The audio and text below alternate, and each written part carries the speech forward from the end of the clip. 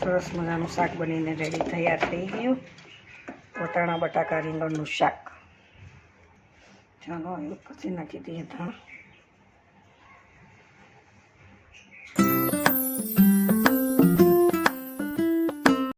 જય શ્રી કૃષ્ણ, રાધે રાધે, જય દ્વારકાધીશ, હર હર મહાદેવ. મિત્રો, સ્વાગત છે તમારું મારા નવા બ્લોગમાં.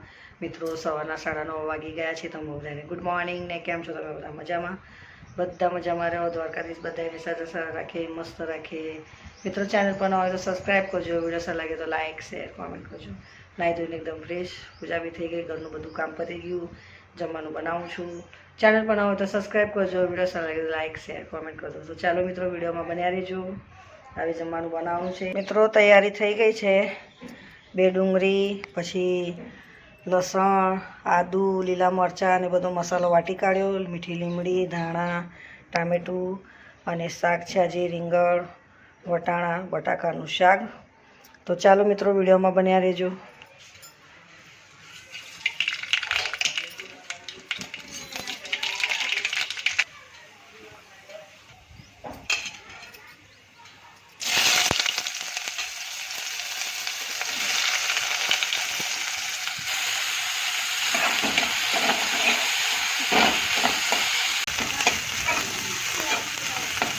પહેલાં સરસ મસ્ત ડુંગળી આપણે શેકી કાઢીએ, પછી ટમાટર ને મસાલો.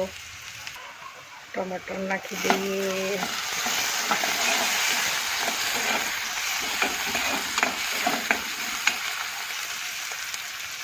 હવે જે મસાલો વાટ્યો છે તે નાખી દઈએ.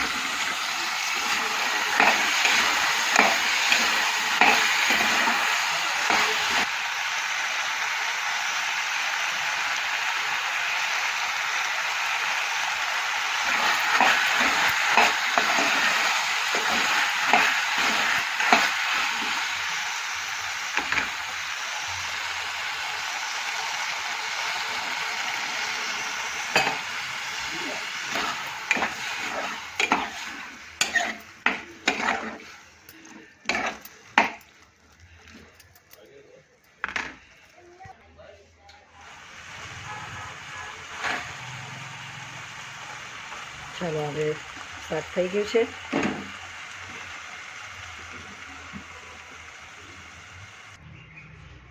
ચલો, સરસ મજાનું શાક બનીને રેડી તૈયાર થઈ ગયું. વટાણા બટાકા રીંગણનું શાક. ચાલો એવું પછી નાખી દઈએ ધાણ.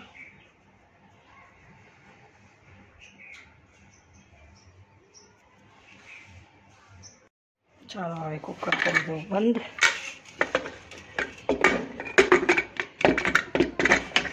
થઈ ગયું જમવાનું, રોટલી ને શાક. મિત્રો, જમવાનું બની ગયું મારું બપોરનું. વટાણા બટાકા રીંગણનું શાક મસ્ત બનાવ્યું અને ઘઉંની રોટલી. તો ચાલો મિત્રો, આજ માટે આટલું. ચેનલ પર હોય તો સબસ્ક્રાઈબ કરજો. વિડીયો સારો લાગે તો લાઇક શેર કોમેન્ટ કરજો.